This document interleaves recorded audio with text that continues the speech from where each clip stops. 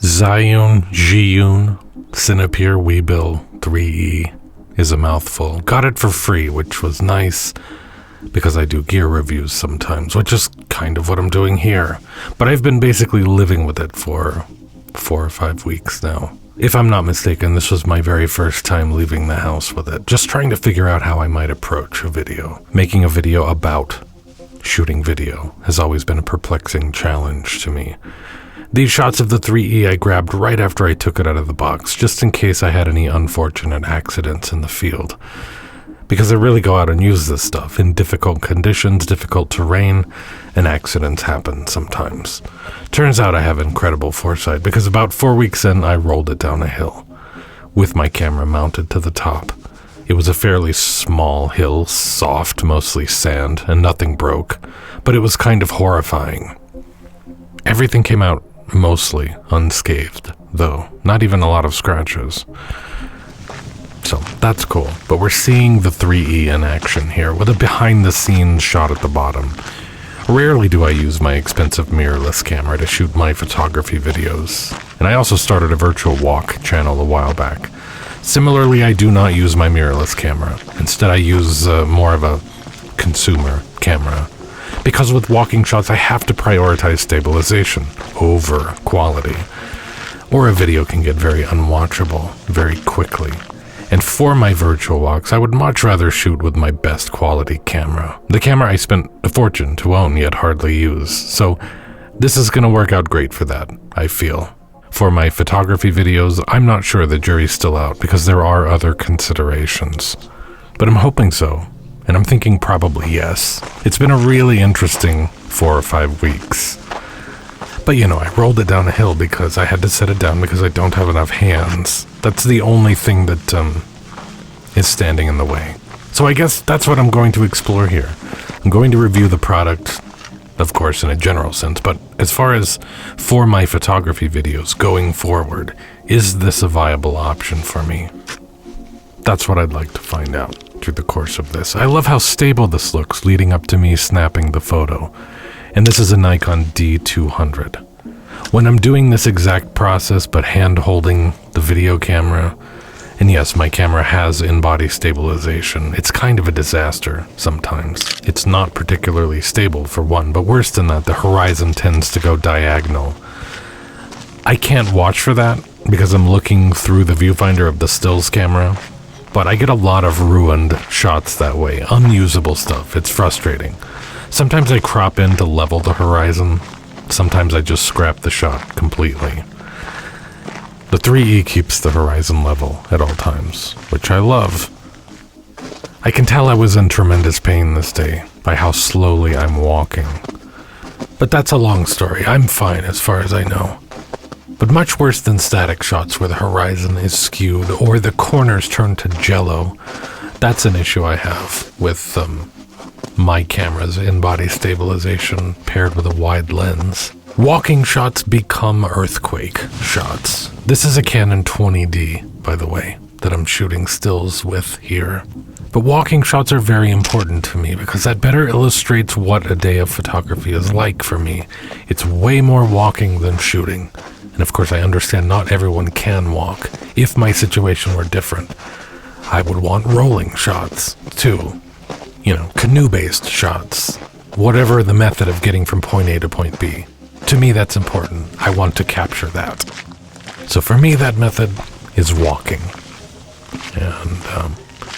And when I shoot with my mirrorless camera and no gimbal, that is just not a possibility.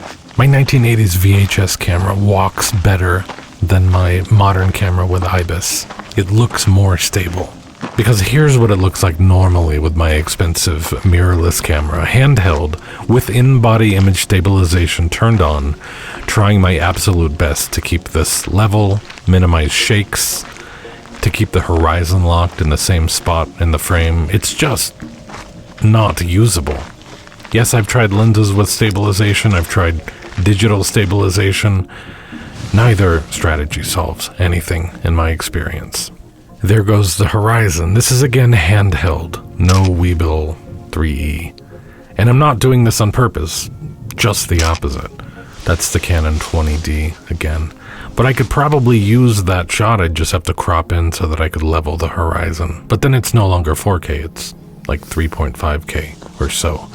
I used to own a different Zhiyun gimbal. I used it for 5 years. Not for internet stuff, but for work, for family stuff. It was a good experience also. I'm fond of this brand. They make good, solid, sturdy products. So just broad strokes of balancing a gimbal. I don't want to get into too much minutia. You need to balance it vertically like this. You need to also balance it front to back. You kind of have to achieve some kind of harmony between front and back and up and down. If the camera feels both front heavy and back heavy, it probably needs to go up or down. It's not solely an issue of forward and backward, but if it's only back heavy or it's only front heavy, it's probably correct in its up and downness, and it just needs to go forward or back. Make sure screens are flipped out, angled the way you want them, filters attached, wires routed the way you want them to be routed before you start balancing. Wireless mic receivers connected to hot shoes and so forth. And so I tackle up and down and forward and backward first. Then I address side to side. In my experience, the up and down and the forward and back are more interrelated. Side to side you can sort of address on its own, which makes it easier. And this is what you're shooting for. With the gimbal off, it should just stay in whatever position you place it in. The pan axis is what I deal with last. It's also a matter of forward and back, but this one's pretty easy.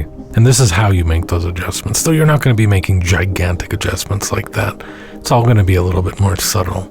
And if you have a flat surface, you might want to hit it with an auto tune after you're done balancing. If you don't have a flat surface, if you're just hand holding, I'd probably skip the auto tune. And this is how you lock all the axes. When not in use, I always lock them, but make sure to unlock them before you turn it back on. Should you wish to contribute to the world becoming a worse place by shooting some vertical video, that is how you mount the camera vertically.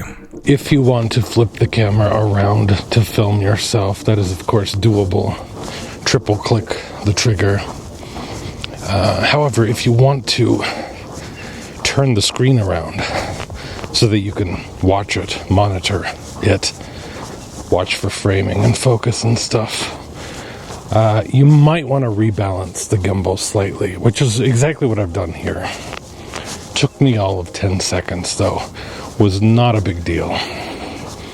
And there's like not really any kind of flat surface to set it down on. I just did it in the air and it was fine. So probably not even necessary. I'm sure the motors can compensate. But I don't want to put any stress on the motors that I don't need to. Forgive me, I can barely speak because it's really, really cold this morning. Barely have any feeling left in my face or my hands. Miserable. I'm miserable. Fuji S3 Pro, that's what I'm shooting here. The link will be in the description for the Cinepeer Weebill 3E. Next, let's get into gimbal modes, because I find it confusing to read about gimbal modes. Which axes will follow your movements, which ones will not. But it's extremely clear when you just see it in action. PF, pan follow, follows your movements as you pan, left to right. Any other type of movement is erased, essentially. This is the axis that is moving freely. So you're getting side-to-side motion.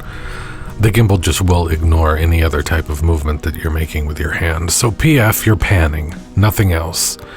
This is the mode I prefer for my walking shots. It maintains the horizon in exactly the same place within the frame.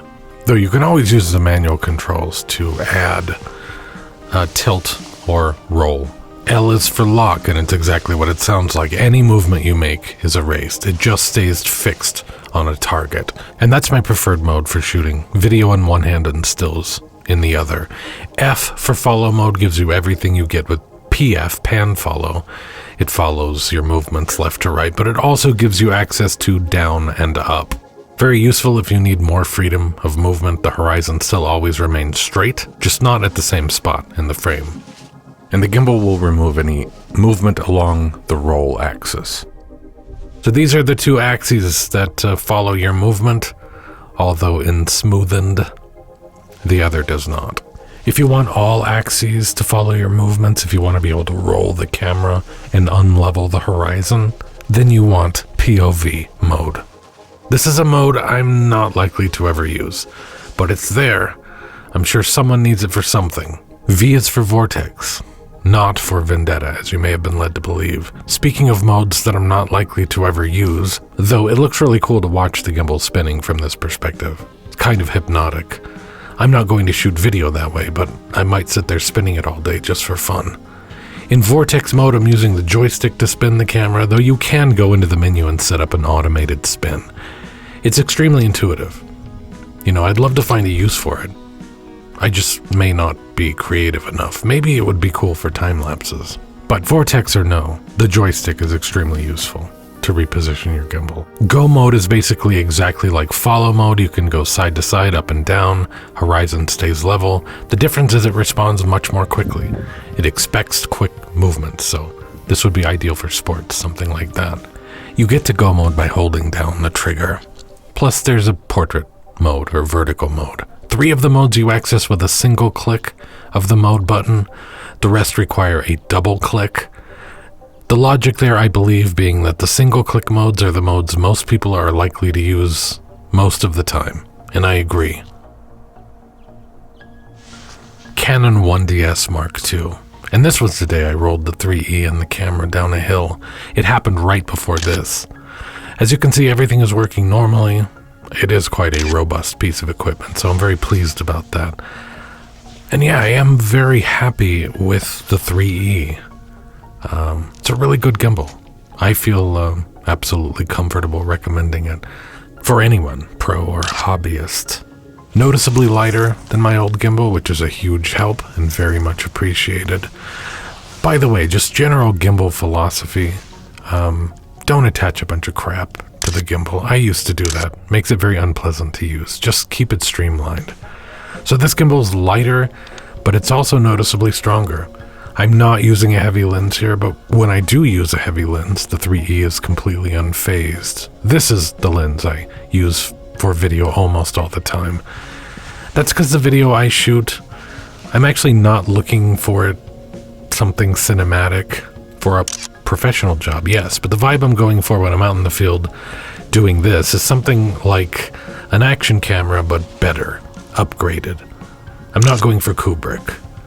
So the Weebill 3E Weebill has, of course, no issues handling the lens I'm using, no issues getting it balanced, and no clearance issues. But I want to talk a little bit about clearance issues. My old gimbal did have clearance issues, front to back clearance issues with some of my larger lenses. That sucked. I was forced to use smaller, cheaper lenses, even when I didn't really want to.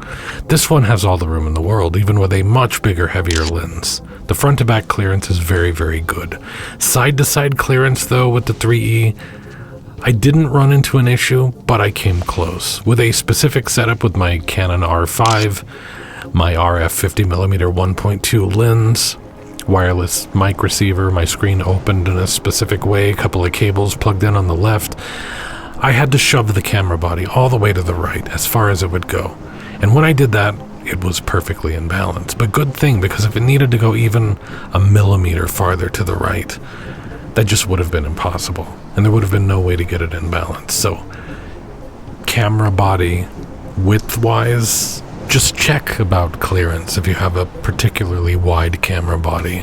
You could also probably use counterweights to solve a problem like that. I was also able to balance a lot of my older DSLRs, which don't even shoot video, but just as an exercise in seeing what's possible. I balanced a bunch of cameras, a bunch of lenses. I found it all very easy, very doable. So the Weebill 3E is great for my needs. I can get lockdown looking shots when I'm shooting stills. I can get really good looking walking shots. There is one problem it doesn't solve, but I have the same problem anytime I'm using my mirrorless camera, which is I don't have enough hands. Fortunately, the gimbal does have tripod legs on the bottom. They are removable as well, but I do find that I have to set it down a lot. Granted, that's what led to rolling it down a hill, but that's on me. The ground was softer than I realized. Here's my only real complaint with the 3E, and this is just a personal preference thing, but my old gimbal was very trigger first in its design, whereas the 3E treats the trigger like it's just any other button. I can get used to that, but I don't love that. Nikon D200. Here's the trigger and the wheel. First off, when you grip the gimbal, your pointer finger will automatically land on the wheel instead of the trigger. I would prefer the trigger and the wheel swap places, personally. Or the wheel could honestly just go away. I wouldn't miss it much. I'm constantly hitting it by accident. You can disable it, which I appreciate. And I had to end up doing exactly that at some point. Currently, I have it set to adjust aperture. But it doesn't end there. The trigger has two functions. One you can customize and one you cannot. If you hold it down, it switches to go mode until you let go. If you press it once, it changes modes to whatever you set in the menu. The problem is there's a delay while it determines whether you're single pressing or holding it down. There's no way that I can find to disable this dual functionality. And it's a real shame. I'd like the trigger to behave like a trigger, in the sense of you squeeze it and it instantly does something. Instead, it's got this input lag that you can't get rid of. My ideal scenario is I leave the gimbal in pan follow at all times, and when I hold the trigger, it goes into lock mode until I release the trigger, then back to pan follow. It's impossible to set it up this way. Really, really unfortunate. The closest I can get is a single press gets me to lock mode, then a single press gets me back to pan follow. Why is that not good enough? Well, for one, the input lag I mentioned, but two, because accessing the two modes I want to switch between by either pressing or letting go of a trigger, I will always know which mode I'm in without looking. Whereas you press once, you're in one mode, you press again, you're in another mode, you're going to have those moments of, wait, which mode am I in again? And you'll have to look. Or you'll try something and it won't behave the way you expect. Yes, I can work with it, but it would just be so much better the other way. I'm hoping this gets changed in a future firmware update, because in every other respect I like this gimbal way more than my old gimbal. More than any gimbal in this price range that I've ever used. It's really good. Internal battery. Personally, I like that. I have so many batteries to carry around as it is. It might be an issue for you depending on use case. Interchangeable batteries certainly make a lot of sense for big jobs, but that is not my current reality. For me, one charge easily gets me through one full day of filming, and if not, I always have a power bank with me. You can control some functions of the camera through the gimbal either via a USB-C cable or Bluetooth. That's very nice. I'm team cable personally, though in some cases your camera will disable certain features if you have a USB cable attached. So if you run into that issue, Bluetooth. The gimbal is level here, the ground is not, but I followed the slant of the ground in my still photo composition. Couple of trigger shortcuts that are very useful to know. Double tapping quickly moves the camera back to its default position, straight ahead and level. You'll want to remember that. Triple tap turns the camera around 180 degrees to film yourself, presumably, and then again, another 180 degrees with another triple click, triple tap. All the speed settings in the menu I changed to 20 to slow them down a bit.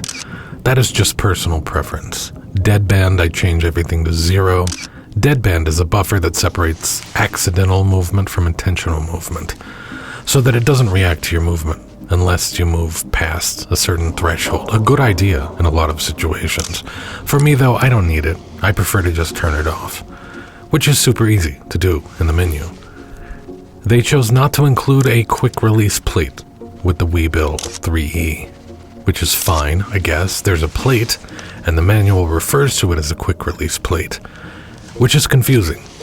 It's removable, of course, but with a quick release plate, you would not need to rebalance the gimbal every time you remove the camera. With a standard plate, like the one that comes with the 3E, regardless of how it's referred to in the instruction manual, you do. It's not a huge deal. You only have to rebalance it on the tilt axis, and it only takes a few seconds. I can do it in the air, don't even have to set it down. But when I first opened the box, I thought, Okay, I guess I'll need to buy my own quick release plate. But nah, I'm honestly fine with a standard plate. It really hasn't slowed me down at all. And if that contributed to getting the price down a bit, because this is a surprisingly affordable gimbal, then good call, I support that decision. But be aware that anytime you need to switch camera batteries, you're going to have to do a quick rebalance unless you buy a quick release plate. There are also some parts that are included with some gimbals, these that screw into the front of the mounting plate, that kind of position and support your lens. Those are also not included. Me personally, I similarly am not bothered by this. I rarely use those parts anyway. My biggest, heaviest lens requires no additional support.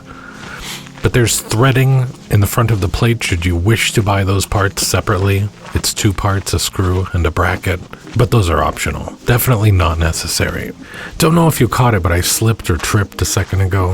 The gimbal smoothed it out really nicely.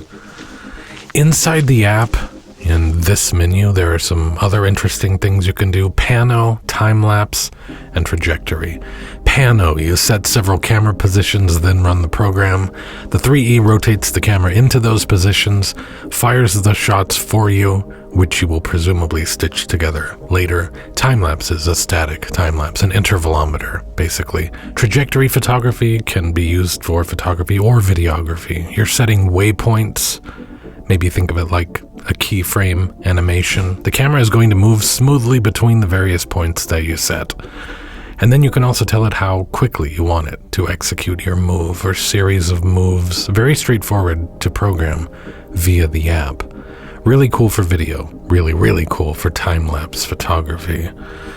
But also don't be intimidated by all the potential complexity, because you can certainly ignore it all if you prefer. Because as they say, this gimbal has one job, and at that job it excels. The stabilization is excellent, and I can use a camera that I could not otherwise use because of it, and I'm very pleased. But can't every gimbal do that? Yeah, I suppose, but I can't fully illustrate how much it helps that the gimbal is so light. This gimbal is really light, yet can easily handle a big camera and lens. I'm shooting the original Canon 5D here. And the price is the best feature. My previous gimbal, after using it for 5 years, I sold it on eBay for more than the 3E costs new. Link in the description if you're interested in buying a Zhiyun Cinepeer Weebill 3E.